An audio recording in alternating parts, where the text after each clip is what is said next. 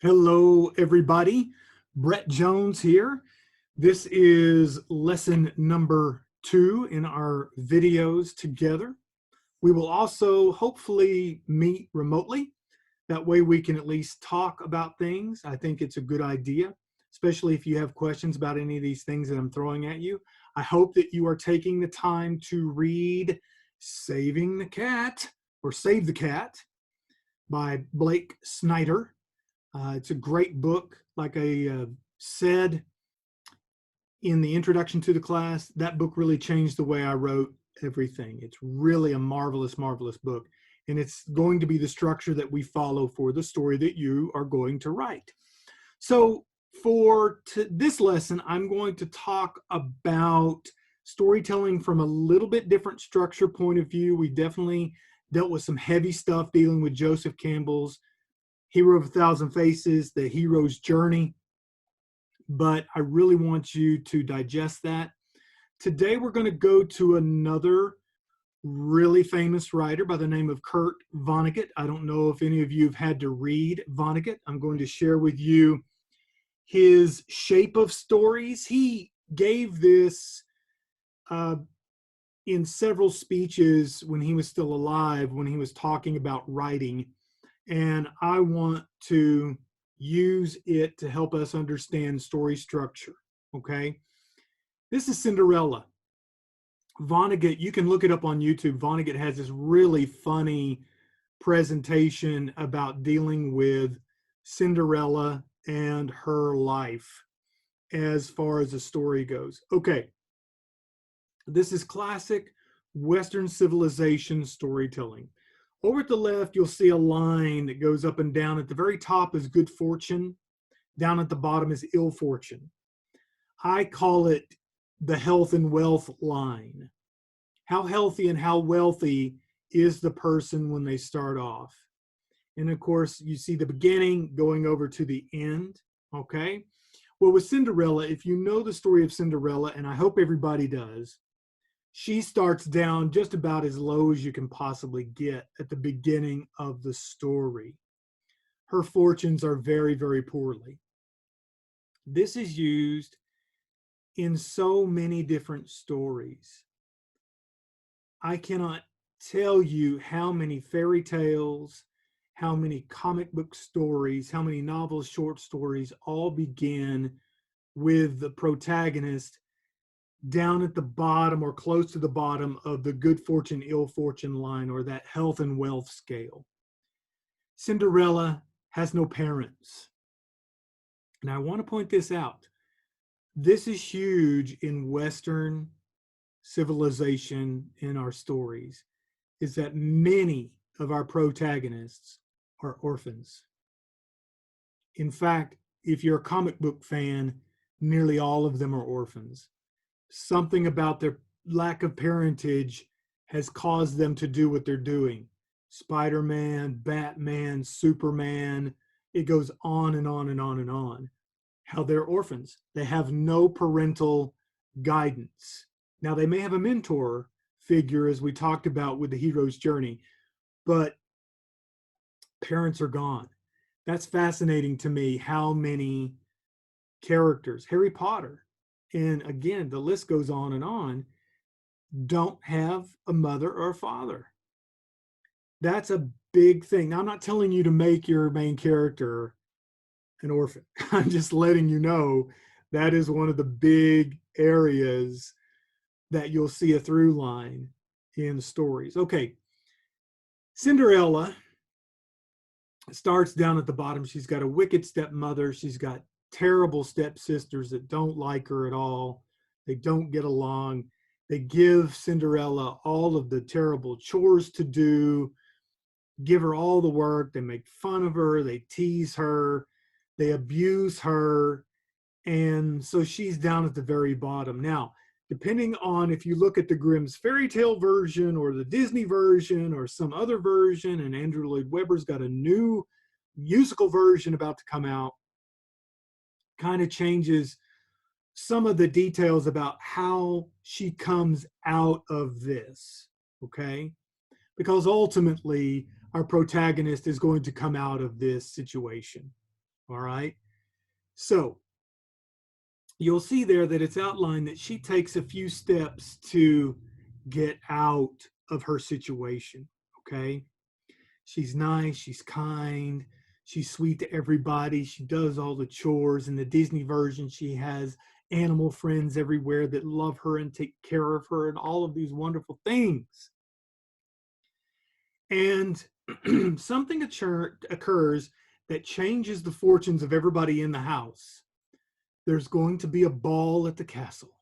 Oh my goodness, and Prince Charming is there, and the prince is not married, and oh, if we could just dance with the prince. So the wicked stepsisters are getting themselves prepared and ready to go. Cinderella doesn't have anybody to help her, but she's promised that if she can get a dress, she can go by her stepmother. So again, the Disney version, all of her animal friends come together and put together this beautiful dress. And again, in other versions, she gets a dress in different means, different ways. And she comes to her stepmother and the sisters, says, well, I've got a dress, I'm ready to go. And she's beautiful, looks great, and all of that. And of course, this is all destroyed. They tear her dress to pieces, leave her in rags by herself. Okay. So she's steadily rising up, but there are some setbacks along the way. This is great storytelling. You want to see the hero succeed, but they also have to fail. And they also have to fail in a big way, which we're about to get to, before they actually come out with good fortune at the end of the story. So there are some successes, there are some failures along the way. That's what those stairs are meant to be. So up the stairs and down the stairs. Well, the fairy godmother shows up, wonderful device to help her get ready. The Disney version is very colorful. The pumpkin is turned into a carriage, and magical horses and footmen and beautiful dress and glass slippers and all of these wonderful things. And she gets to go to the ball.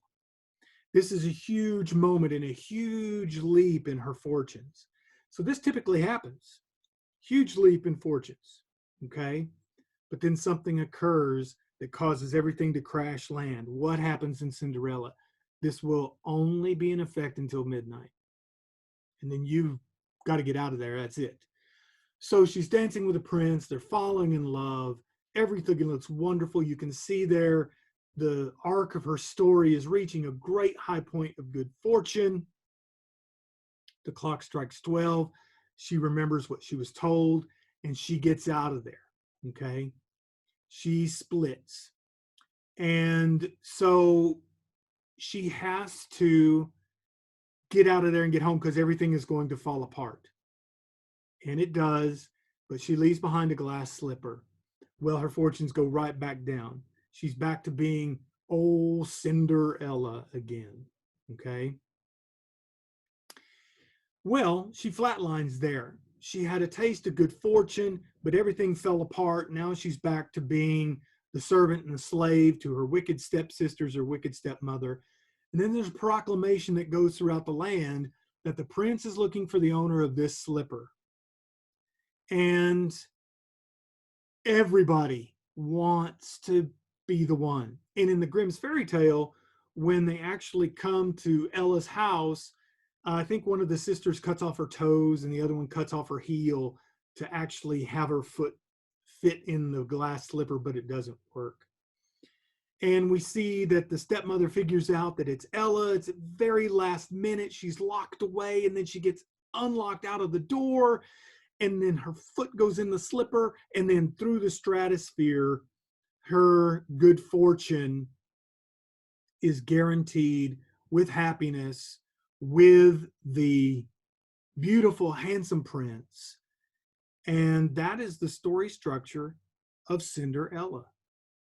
Now, you can look at so many different stories and you're going to see the same kind of structure. Again, the introduction of that character somewhere on the health and wealth scale. Okay.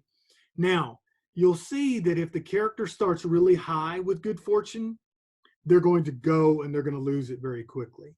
So if they have great wealth and gadgets and gear and awesome toys to fight evil or whatever, they're going to lose all of it. They're going to lose all of it. They're going to lose access to their money and all of those things. And they're going to have to win by a different way. They're going to have to win by cunning. So if they start off high, it's guaranteed that they're going to go down fast and then have to climb back up and then lose very near the end. And then whatever reason, somehow they're able to save it and then come out and end with good fortunes. All right. Now, again, depending on what genre or style you're thinking about, this can be done in a number of ways. Oftentimes in thrillers, suspense, or horror, very often it's physical. Very often the person loses the use of a limb. They're shot or they're stabbed or they get a finger cut off or an eye's poked out or something that limits their physical capabilities. They lose all of their strength or all of their wisdom or all their beauty or something. Whatever it is that's considered to be their strengths, they've got to lose it. They have to.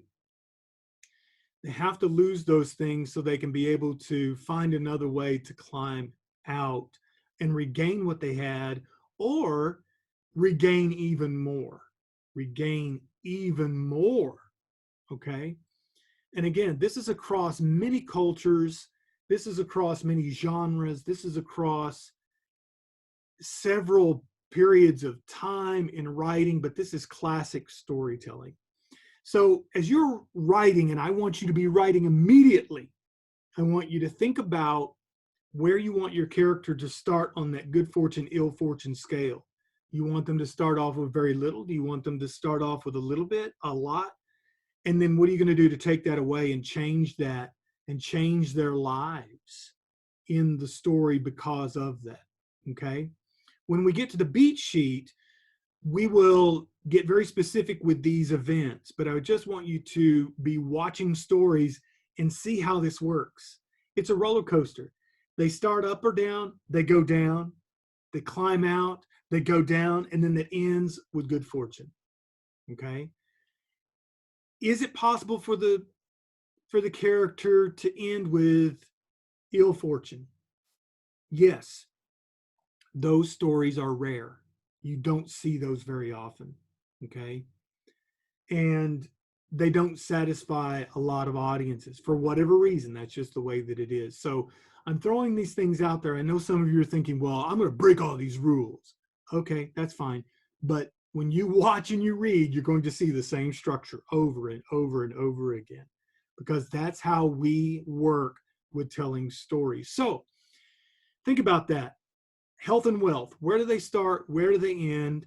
Where are you going to have them begin? Where are they going to end with that? Okay. So while I have you, I want you to be paying attention to characters and dialogue. I have a PowerPoint for characters and for dialogue. I'd love to talk about those remotely so we can have a discussion about that. But for the first week of school, that Thursday, whatever date that is, you need to turn in to me 2 character descriptions, and I've put out there sample character descriptions for you to look at, okay? One is really for the writer to look at in the writing process. The other is what we'll actually see in the script. So take a look at that. You'll need to do 2 of them, all right? Because we do have to take grades for this crazy class. So you've got plenty to do. You've got to read Save the Cat.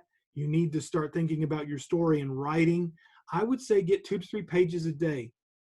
It's not a lot. 2 to 3 pages a day is not a lot. For myself as a writer, when I'm in the writing stream, I try to get a minimum of 3 pages a day. All right. 2 to 3 pages, you'll have the 50 by the end of June, no problem. All right.